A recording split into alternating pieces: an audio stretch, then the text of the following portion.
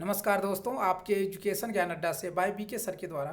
दोस्तों देखिए, मोदी सरकार की नई पेंशन स्कीम क्या है, जिसका नाम है UPS scheme, unified pension scheme. इसमें सरकारी कर्मचारियों को यूनिफाइड पेंशन का लाभ होगा या हानि होगी, इसका पूरा डिटेल हम अभी आपको वीडियो में दिखाएंगे। आप हमारे चैनल पे नए हैं तो चैनल को सब्सक्राइब कर लें और लाइक कर दें और पूरा डिटेल वीडियो देखिए। इसमें यह भी कहा गया है कि अग्निवीर सैनिकों को यूपीएस का लाभ नहीं मिल सकेगा। जो अर्धसैनिक हैं उनको यूपीएस का लाभ नहीं मिल पाएगा। देखिए, ओपीएस, एनपीएस और यूपीएस, इसमें किसमें फ़ायदा है तो इसका पूरा डिटेल अभी हम आपको दिखाएंगे। देखिए, पेंशन का पेज, पेंशन की गारंटी, यूपीएस, एनपीएस, ओपीएस। देखिए, इसमें क्या है कि यूपीएस में जो है आपका 25 साल कम से कम होना चाहिए, एनपीएस में कोई गारंटी नहीं है और ओपीएस में आपका 20 साल की नौकरी होनी चाहिए। आइए इसकी हम पूरा वीडियो दिखाते हैं आपको। कैलकुलेशन में लगा है कि ये नई स्कीम कैसे फायदेमंद होगी। जो पुरानी स्कीम पहले चली आ रही थी एनपीएस, क्या उससे बेहतर है? ओल्ड पेंशन स्कीम जो 2004 से पहले थी, क्या उससे बेहतर है? तो इस कंफ्यूजन को आज हम दूर करने की कोशिश करेंगे इस वीडियो में। इस वीडियो को देख लेंगे तो आपके मन में कोई दुविधा नहीं रहेगी। तो आइए सबसे पहले देखते हैं कि इस तीन स्कीम में अंतर क्या है। अंतर का सबसे पहला पैमाना लेते हैं पेंशन की गारंटी। जी हाँ, जिस पेंशन की गारंटी की बात की जा रही थी, मांग की जा रही थी, सरकार ने उस पेंशन की गारंटी देने का ऐलान कर दिया है यूनिफाइड पेंशन स्कीम के तहत।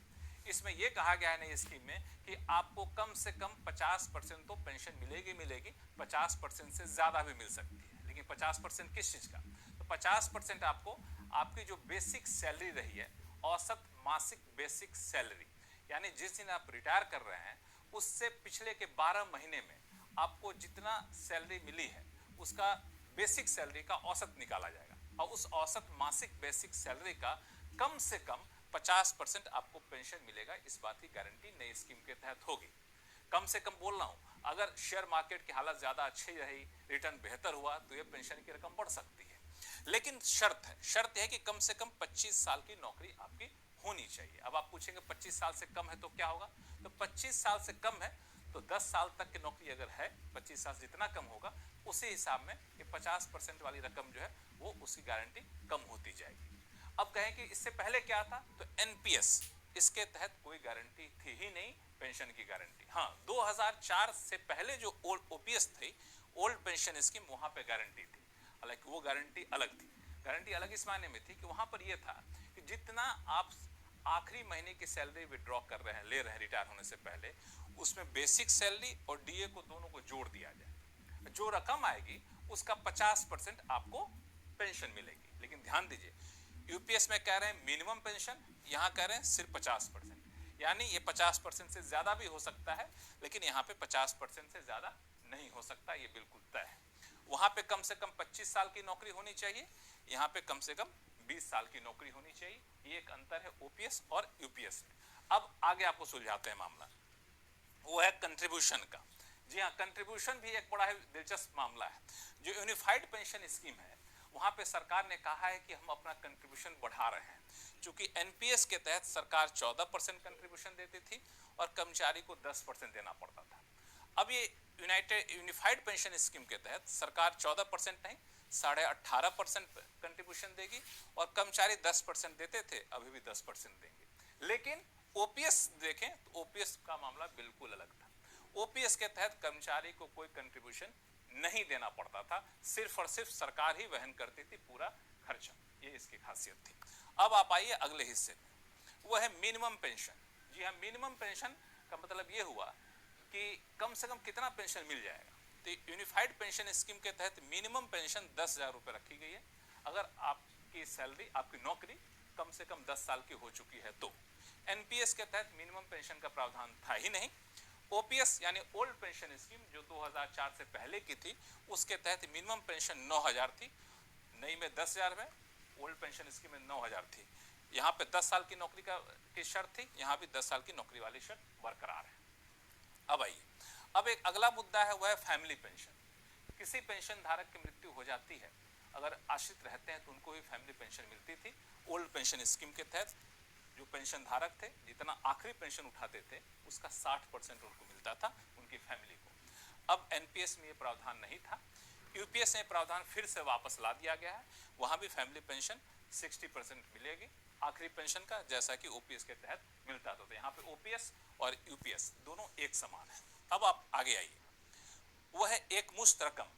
जी हाँ, जब कोई रिटायर करता है तो लोग कहते हैं अच्छी खासी रकम मिली होगी, तो लमसम अमाउंट जो है वो मिलती है। तो वो एनपीएस के तहत तो कुछ ऐसा प्रावधान था ही नहीं। ओल्ड पेंशन स्कीम और यूपीएस में दोनों मिलेगी, लेकिन यूपीएस में शर्त अलग है।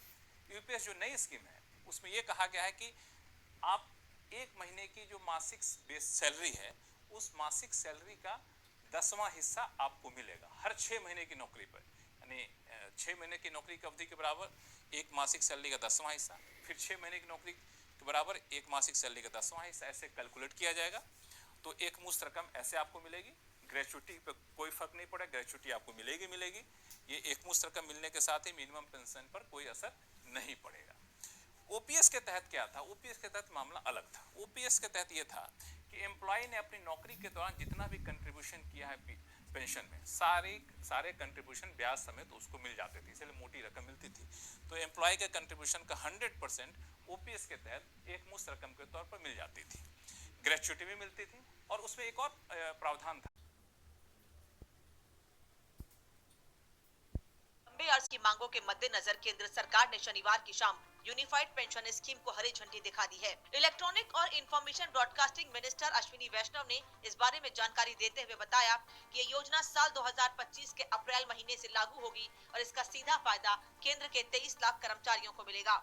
ये सब तब हुआ जब कर्मचारियों का बड़ा तबका लंबे समय से ओल्ड पेंशन स्कीम को बहाल करने की मांग उठाता रहा है। समय समय पर यह मांग प्रदर्शनों का रूप लेती रही, चुनावों में मुद्दा बनती रही, और इसी के आधार पर कुछ राज्यों में विपक्ष ने अपनी स्थिति पहले ही मजबूत की। उदाहरण के लिए हिमाचल प्रदेश चुनाव में सत्ता परिवर्तन होकर कांग्रेस का आना। हिमाचल प्रदेश के विधानसभा चुनाव में कांग्रेस ने ओपीएस को बड़ा मुद्दा बनाकर फ्रंट फुट पर चुनाव लड़ा और जीता भी। जब छत्तीसगढ़, राजस्थान, पंजाब और हिमाचल में विपक्षी दलों की सरकारें थी, तब इन राज्यों में ओपीएस को बहाल किया गया। वहीं मौजूदा वक्त में पंजाब में आम आदमी पार्टी, राजस्थान और छत्तीसगढ़ में बीजेपी की और हिमाचल में कांग्रेस की सरकार है। अब समझते हैं यूपीएस कैसे ओपीएस और एनपीएस से अलग है। यूपीएस में 50% पेंशन की गारंटी, 10 साल से ज्यादा की सर्विस पर 10,000 की निश्चित पेंशन, रिटायर्ड कर्मचारी की मौत पर परिवार को 60% पेंशन, कर्मचारी और फैमिली पेंशन को महंगाई के साथ जोड़ा जाएगा। ग्रेच्युटी के अलावा नौकरी छोड़ने में मिलेगा बड़ा अमाउंट। साल 2004 में वाजपेयी सरकार ओपीएस हटाकर एनपीएस लेकर आई, तो इसमें निश्चित पेंशन को हटा दिया गया। साथ ही इसमें कर्मचारी और सरकार दोनों के 10% हिस्सा देने का प्रावधान लागू किया गया। 2019 में इस हिस्से को बढ़ाकर बेसिक सैलरी और डीए का 14% कर दिया गया। नए प्रावधान में रिटायरमेंट के बाद कर्मचारी इकट्ठी हुई कुल रकम का 60% निकाल सकता था, लेकिन बाकी की 40% रकम उसे बैंकों, निजी कंपनियों और पेंशन फंड में लगाना कंपलसरी कर दिया। एनपीएस में समस्या कहां आई? दरअसल 2004 के बाद जो लोग सरकारी सेवाओं में भर्ती हुए, उन्हें पेंशन के रूप में बहुत मामूली रकम मिली और यहीं से सारा विवाद शुरू हो गया, क्योंकि हाथ में कितना पैसा आ रहा है आखिर में यही मायने रखता है, जबकि इसमें कर्मचारी अपनी तनख्वाह का हिस्सा भी दे रहा है। ओपीएस में पेंशन की रकम के लिए पूरी तरह से सरकार पर निर्भर थे। वहीं यूपीएस में ग्रेच्युटी के अलावा नौकरी छोड़ने पर एक मोटी रकम दी जाएगी। यूनिफाइड पेंशन स्कीम के सामने आने के बाद जहां एक तरफ सरकारी कर्मचारी का एक बड़ा धड़ा जश्न मना रहा है, तो वहीं विपक्ष इसमें कई पॉइंट्स के आधार पर सरकारी कर्मचारियों के साथ धोखा बता रहा है। Unified pension scheme new pension scheme से भी ज्यादा बदतर और खराब है, और ये देश के कर्मचारियों के साथ एक बहुत बड़ा धोखा है। और इस पेंशन स्कीम से आपने देश के अर्धसैनिक बलों को निकालकर बाहर कर दिया। वो इस दायरे में नहीं आएंगे। देश के पैरामिलिट्री फोर्सेस इस दायरे में नहीं आएंगे, क्योंकि उनकी 25 साल की सर्विस होती ही नहीं। तो जब उनकी 25 साल की नौकरी होगी, तभी आप यूनिफाइड पेंशन स्कीम का लाभ उनको देंगे, वरना 10,000 रुपए की पेंशन उनको मिलेगी। दूसरी बात इसमें क्या है कि जब से आपने अपनी नौकरी शुरू की, मान लीजिए आपने 40 साल नौकरी की, तो हर महीने आपका 10% सैलरी से कटेगा पेंशन के नाम पे, और उसके बाद पूरा पैसा सरकार अपने पास रख लेगी। मान लीजिए 1 लाख की सैलरी है, 40 साल आपने नौकरी की, कभी 2 लाख होगी सैलरी आगे बढ़ के आपकी, कभी 3 लाख होगी, जितना पैसा आता है 10% के हिसाब से वो पूरा का पूरा पैसा सरकार रख लेगी अपने पास। उसके बाद क्या करेंगे, अंतिम के 12 महीने जो हैं उसका एवरेज निकालकर 6 महीने की तनख्वाह आपको कैश में दे देंगे और फिर ये कह रहे हैं कि एवरेज सैलरी निकाल के आपको आधा पेंशन देंगे।